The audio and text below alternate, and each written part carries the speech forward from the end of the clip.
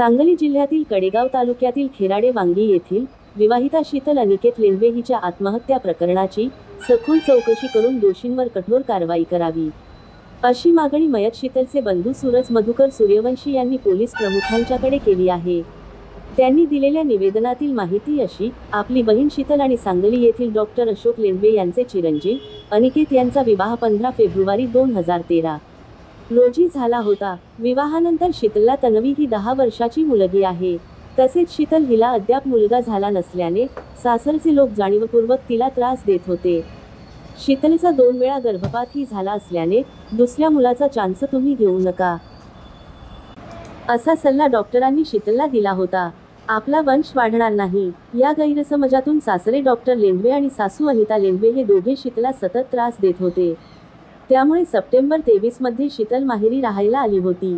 त्यानंतर पै पाहुण्यांनी मध्यस्थी केल्यानंतर ती पुन्हा सासरी नांदायला गेली होती। मार्च 29, 2024 रोजी त्यांची पत्नीमध्ये जोरदार भांडणे झाली। या संदर्भात शीतलची सासू अनिता यांनी शीतलची आई सौ छाया सूर्यवंशी यांना फोन करून ही घटना सांगितली। त्यामध्ये शीतलने तिच्या नवऱ्याच्या थोबाडीत मारून स्वतःला खोलीत कोंडून घेतले आहे, असेही त्यांनी सांगितले। तेव्हा शीतलच्या जीवितास काही बरे वाईट झाल्यास सर्वस्वी ती स्वतःच जबाबदार असेल।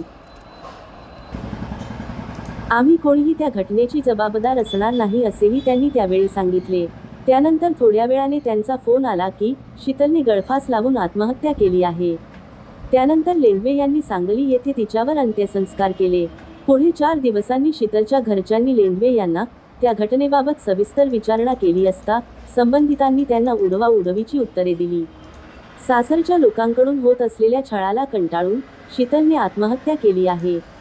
शीतलच्या आत्महत्येस जबाबदार असणाऱ्या संबंधित शीतलचा पती, शीतलची सासू आणि सासरे तसेच इतर संबंधित नातेवाईकांची कसून चौकशी करून त्यांच्यावर कठोर कारवाई करण्यात यावी, अशी मागणी मयत शीतलच्या घरच्या लोकांनी गृहमंत्री, महिला आयोगाच्या अध्यक्षा, जिल्ह्याचे पालकमंत्री तसेच पोलीस निरीक्षकांच्याकडे लेखी निवेदन देऊन केली आहे।